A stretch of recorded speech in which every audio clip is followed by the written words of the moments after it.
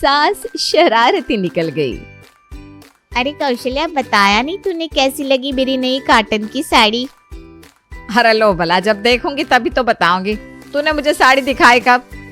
लो, कल पूरा दिन तो अपने स्टेटस पर फोटो डाल रखी थी, पर लग रहा है तुम्हारी तो भाई कुछ नाराजगी चल रही है हमसे।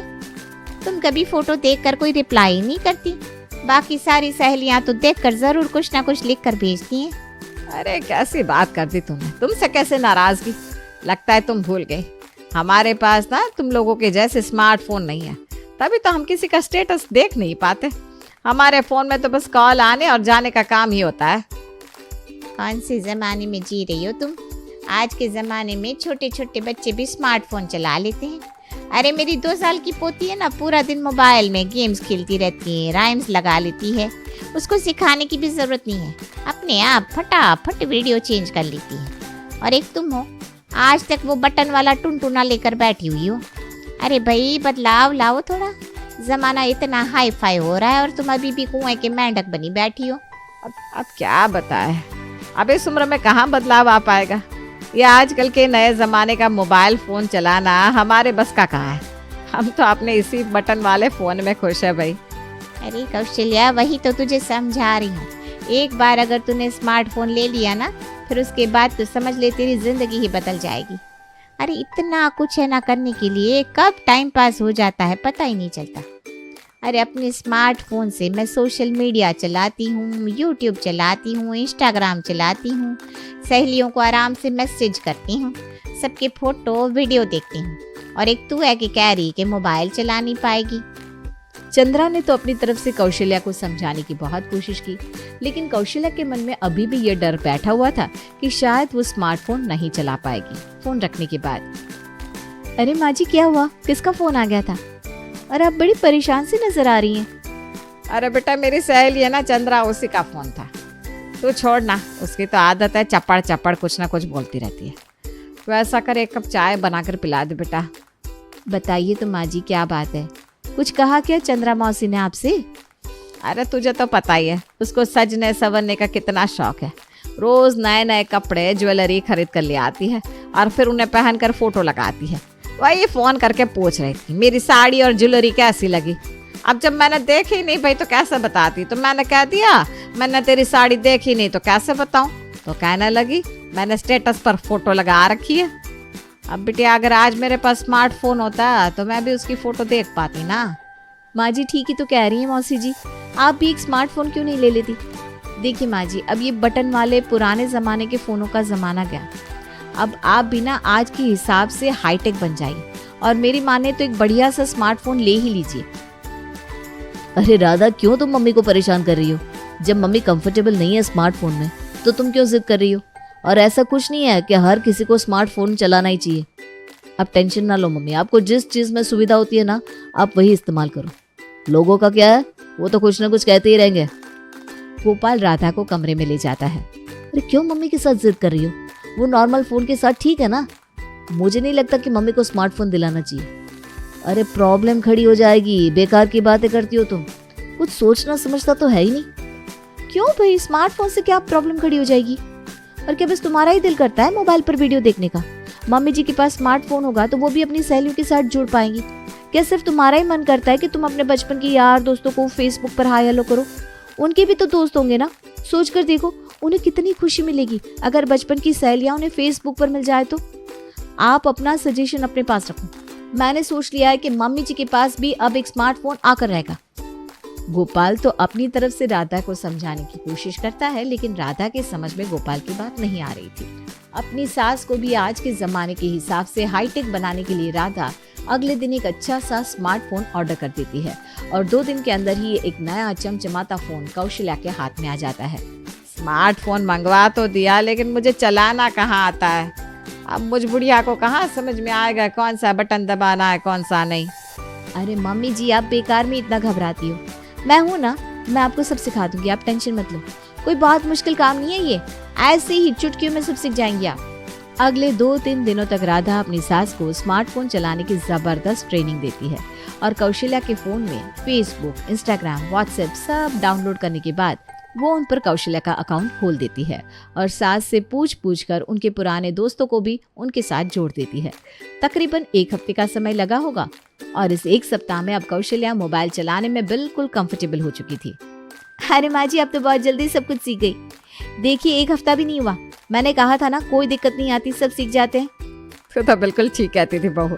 सच में जब से ये मोबाइल आया है ना, मेरा टाइम तो बड़ी आसानी से पास हो जाता है। इतनी पुरानी सहेलियां मिल गई है ना, उन्हें देखकर उनसे बातें करके मन ही नहीं भर रहा। अभी तक तो राधा बहुत खुश थी कि उसने सास को मोबाइल दिलाकर बहुत अच्छा काम किया है। कौशल्या को भी उसकी पुरानी बिछड़ी सहेलियां मिल गई थी और सोसाइटी में भी अब वो अपनी बाकी सहेलियों की तरह अपडेट हो गई थी। दोपहर के 2 बजे। माँ जी, गैस पर सब्जी रखी है, मैं जरा मुन्ना को बस स्टॉप से लेकर आती हूँ, उसकी बस आने ही वाली होगी, आप देख लेंगी ना। सास को सब्जी की जिम्मेदारी सौंपकर राधा जल्दी अपनी साड़ी ठीक करते हुए मुन्ना को लेने बस स्टॉप की तरफ दौड़ पड़ती है। तकरीबन आधे घंटे के बाद जब राधा लौटती है तो घर में पैर रखते ही उसे तेज स्मेल आती है। माँ जी, ये स्मेल कैसी आ रही है? आपने सब्जी तो बंद कर दी थी ना? सब्जी? कौन सी सब्जी बेटा? अरे माँ जी, आपको बताकर तो गई थी कि गैस पर सब्जी चढ़ाकर जा रही हूँ, आप उसको एक बार देख लेना। लग रहा है आपने पूरी सब्जी जला दी, ये तो गलत बात है, आपको थोड़ा सा तो ध्यान रखना चाहिए था। अरे मुझे बिल्कुल ध्यान ही नहीं रहा। दरअसल ना मैं YouTube पर एक वीडियो देख रही थी। वीडियो देखते देखते कब आधा घंटा बीत गया पता ही नहीं चला। माँ जी, वीडियो देखने का ये मतलब थोड़ी ना होता है कि बाकी दुनियादारी से बेखबर हो जाओ। मैं आपको बोल कर भी गई थी कि एक बार सब्जी देख लीजिएगा। अब क्या करूँ, पूरी सब्जी जल गई है, अब क्या खाएंगे सब लोग? अरे तो अपना काम खुद कर लिया करना, मेरे ऊपर छोड़कर क्यों चली गई तू? मैं यहाँ तेरी सब्जी देखने के लिए बैठी हूँ, जाकर दोबारा बना ले। लो, अच्छा किया जो मैंने माँ जी को मोबाइल फोन दिलवाया, मुझे ही लेने के देने पड़ जा रहे हैं। पूरा दिन घर के कामों में मैं अपनी हड्डियां गला रही हूँ। घर, बच्चा, खाना, कपड़े सब मेरे अकेले की जिम्मेदारी होगी है। माँ जी ने तो जैसे सब कुछ देख कर भी आंखें बंद कर ली। पहले कम से कम थोड़ी बहुत मदद तो कर देती थी, और कुछ नहीं तो सब्जी ही काट दिया करती थी, लेकिन आजकल तो वो किसी भी काम में हाथ नहीं लगाती, बस पूरा दिन मोबाइल में बैठकर वीडियो देखती रहती है शाम के समय। मना किया था ना तुम्हें कि माँ को मत दिलाओ स्मार्टफोन, लेकिन उस समय तो तुम्हें बहुत प्यार टपक रहा था। पता भी है माँ ने क्या किया है? अरे पता है, मेरा दिमाग ना पहले से बहुत खराब है, मुझसे बेकार की बातें मत करो। क्यों? अब तुम्हारा मूड क्यों खराब है, क्या हो गया? अरे मैं भी इंसान हूँ, थक जाती हूँ पूरा दिन घर के कामों में लगे लगे, हालत खराब हो जाती है मेरी। पहले तो माँ जी फिर भी घर के 1-2 कामों में हाथ लगवा देती थी, मेरी थोड़ी मदद हो जाती थी। आजकल तो वो बिस्तर छोड़कर उठना ही नहीं चाहती, पूरा दिन मोबाइल लेकर बैठी रहती। पहले मुन्ना को स्कूल से ले आती थी, सब्जी काट देती थी, मुझे कम से कम कुछ तो राहत मिलती थी। अब तो मैं घर का खाना भी बनाती हूँ, मुन्ना को लाने छोड़ने की जिम्मेदारी भी मेरी है। इतना ही नहीं, आज तो मुन्ना को स्कूल लेने जाते समय मैंने माँ जी से साफ साफ कहा था, आप थोड़ा सब्जी देख लेना, तब तक मैं मुन्ना को लेकर आती हूँ। पता है, जब मैं स्कूल से वापस आई ना तो सब्जी जलकर कोयला बन चुकी थी। रात की माता जी आराम से मोबाइल में बैठकर वीडियो देख रही थी, बिस्तर छोड़कर उठ के 1 गिलास पानी तक वो नहीं लेती, लेकिन वीडियो में एक से बढ़कर एक डिशेस बनाना सीखती है और फिर पूरा दिन ताने मार मार के मेरा जीना मुश्किल कर देती है। कह रही थी, ये देखो कितनी तरह तरह का खाना बनाना सिखाते हैं YouTube पर, और एक तुम हो रोज रोज रोटी सब्जी बना कर रख देती हो। अरे मुझे क्या बोतल से निकला हुआ जिन समझा आप लोगों ने?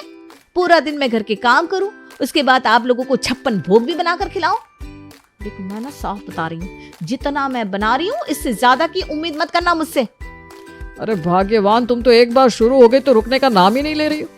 मैं यहाँ अपना दुख बांटने के लिए आया था, लेकिन तुम तो अपना ही रोना लेकर बैठ गई। अरे कभी पति से भी पूछ लिया करो कि उसका मूड क्यों खराब है। बताओ क्या हुआ तुम्हें? तुमने जो माता जी को मोबाइल दिलाया है ना, उसके साइड इफेक्ट सामने आने शुरू हो गया है। सुबह से 4 रिश्तेदारों के फोन आ गए मेरे पास, ऐसे कारनामे कर रही है माता जी। हैं? ऐसा क्या कर दिया मम्मी जी ने कि रिश्तेदार फोन कर रहे हैं तुम्हारे पास? YouTube, Facebook से उल्टी सीधी फेक न्यूज़ उठाकर ग्रुप में पोस्ट कर देती है मम्मी। कभी मामा का फ़ोन आ रहा है, कभी मौसी का फ़ोन आ रहा है। हर कोई यही कह रहा है कि तुमने अपनी माँ को क्या खतरनाक हथियार दे दिया है, जिससे तुम्हारी माँ फायरिंग किए जा रही है। क्या ज़रूरत थी बिना सोचे समझे उन्हें मोबाइल फ़ोन दिलाने की? अरे तो हर बात पर विश्वास कर लेती है क्या मम्मी जी? राधा, मम्मी तुम्हारे और मेरे तरह हाईटेक ज़माने की नहीं है। मम्मी के लिए तो जो मोबाइल में आ रहा है वही सच है। उन्हें फेक न्यूज़ और सही खबर में अंतर करना नहीं आता। उनके व्हाट्सएप, फेसबुक, इंस्टाग्राम पर जो न्यूज़ उनके सामने आ जाती है वो सब पर भरोसा कर लेती है। और सिर्फ भरोसा नहीं करती है, उसको एक एक इंसान को पर्सनली मैसेज भी कर देती है। लोग परेशान हो गए उनकी इस अफवाह फैलाने की आदत से। कल तो उन्होंने हद ही कर दी। फैमिली ग्रुप पर ऐश्वर्या और अभिषेक का तलाक तक करवा दिया। बुआ जी को उन्होंने मैसेज कर दिया कि अमिताभ बच्चन ने ऐश्वर्या को घर से निकाल दिया है। पता है, बुआ मुझे कॉल करके पूछ रही थी कि अमिताभ क्या हमें अपने घर की सारी बातें फोन करके बताता है जो भाभी ऐसी अफवाह उड़ा रही हैं। मुझे तो लग रहा है मम्मी जी हमें कहीं उठने बैठने लायक नहीं छोड़ेंगी। इस तरह के फालतू मैसेज किसी को किए जाते हैं क्या? अरे वो किसी के समझाने से समझती है क्या? एक तो सारे रिश्तेदारों का मिलाकर फैमिली ग्रुप बना लिया है उन्होंने। सुबह से लेकर शाम तक कम से कम 50 मैसेज होते हैं उनके। कभी गुड मॉर्निंग, कभी गुड नाइट, कभी चाय का कप, कभी फूल का गुलदस्ता, जो उनके हाथ लगता है भेजती रहती है। अरे कॉलोनी के ग्रुप में उन्होंने कोई एंटी इस्लामिक पोस्ट सेंड कर दी थी पिछले हफ्ते, वही कट्टर हिंदू टाइप। लेकिन माँ जी ये भूल गई कि सोसाइटी में सभी जाति और धर्म के लोग रहते हैं। ऐसी बातें की जाती है क्या सार्वजनिक तौर पर? बस फिर क्या था, निकाल दिया उन्हें कॉलोनी के ग्रुप से। मुझे तो ये समझ में नहीं आ रहा कि आखिर ये सब कहाँ जाकर रुकेगा। देखो हमारे हाथ में ना ज्यादा कुछ है नहीं, इसलिए अपना खून जलाने से कोई फायदा नहीं है। समय आने पर खुद ही समझ में आ जाएगा उनको, कुछ दिन बाद। अरे माँ, तबीयत खराब है तो दवा खाओ ना, ये सब क्या कर रही हो आप? अरे बेटा तुझे पता नहीं, मैंने वीडियो में देखा है, जीरा, सौंफ, मेथी ये सब भिगोकर खाने से ना अपने आप बीपी, शुगर सब सही हो जाता है। और वैसे भी एलोपैथी से तो ऑर्गन फेल हो जाते हैं। अरे क्या बात कर रही हो आप? किसने कह दिया आपसे ये सब? अरे मैंने मोबाइल में देखा है। अरे मम्मी, ये हर वीडियो को सच मानकर अपनी जिंदगी में नहीं उतारा जाता। कैसे समझाऊं आपको? इस तरह इलाज होने लगे तो कोई क्यों 8 साल तक मेडिकल की डिग्री लेगा? राधा की सास कौशल्या ने अपनी मोबाइल फ्रेम में सबकी नींद उड़ा कर रख दी थी। वो पूरा पूरा दिन मोबाइल से वीडियो देखती और फिर व्हाट्सएप यूनिवर्सिटी से मिला ज्ञान बहू, बेटों और बाकी लोगों पर चिपका कर सबकी जिंदगी में नींबू निचोड़ देती। गोपाल, बहुत हो गया माँ जी का ये व्हाट्सएप यूनिवर्सिटी वाला ज्ञान। उनकी ये ज्ञान भरी बातें ना मुझसे अब सुनी नहीं जाएगी। तुम ऐसा करो, माँ जी के मोबाइल का डेटा ही ऑफ कर दो, ना रहेगा बांस ना बचेगी बांसुरी। मोबाइल में डेटा कनेक्शन नहीं होगा तो वो कहाँ से दिखेगी वीडियो? अच्छा ठीक है, मैं वाईफाई का पासवर्ड बदल देता हूँ। तुम 2-3 बार माँ के सामने नाटक करना और फिर कह देना शायद मोबाइल में डेटा नहीं चल रहा। अगले दिन कौशल्या के फोन में नेट चलना बंद हो जाता है। अरे बहुत देख तो जरा मेरे मोबाइल में क्या हो गया है, कोई वीडियो ही नहीं चल रहा और ना व्हाट्सएप चल रहा है ना यूट्यूब। अरे रे क्या हो गया माँ जी? राधा झूठ मूठ में 2-3 बार मोबाइल को चेक करने का नाटक करती है। ओ, लगता है वाईफाई नहीं आ रहा है, इसलिए इंटरनेट नहीं चल रहा है। राधा की बात सुनकर कौशल्या चुप हो जाती है। कुछ देर बाद राधा जब काम खत्म करके हॉल में आती है तो देखती है कि सास उसका मोबाइल लेकर उस पर वीडियो देख रही है। ये क्या, आप मेरा मोबाइल चला रही है माँ जी? अरे बहू, तू ही तो कह रही थी वाईफाई नहीं आ रहा, तेरे मोबाइल में तो बढ़िया इंटरनेट चल रहा है, मेरे मोबाइल में क्या दिक्कत हो गई? पता नहीं माँ जी, कुछ तो हुआ होगा ना। मैं गोपाल को बोलूंगी, कहीं रिपेयरिंग सेंटर पर ले जाकर एक बार चेक करवा देंगे। चल ठीक है, वैसे भी तू तो बिजी रहती है, तेरे पास मोबाइल चलाने का टाइम कहाँ रहता है? तेरा मोबाइल मेरे पास है, किसी का फोन आएगा तो मैं तुझे कमरे में देकर जाऊंगी। हाँ, मुझे व्लॉग देखने थे, नहीं तो फिर वीडियो पेंडिंग हो जाते हैं। हाँ ठीक है माँ जी, कोई परेशानी नहीं, आप मेरे मोबाइल से देख लीजिए। ये लो, ये तो अपने को ही लेने के देने पड़ गए। माँ जी बहुत तेज़ हो गई है, जब से स्मार्टफोन आया है ना उनके हाथ में बहुत दिमाग चलाने लगी है। मैंने इनके मोबाइल से वाईफाई ऑफ कर दिया तो ये मेरे मोबाइल से वीडियो देखने लगी। क्या करूँ, कुछ समझ में नहीं आ रहा। परेशान होकर बेचारी राधा सास कौशल्या के मोबाइल का वाईफाई ऑन कर देती है।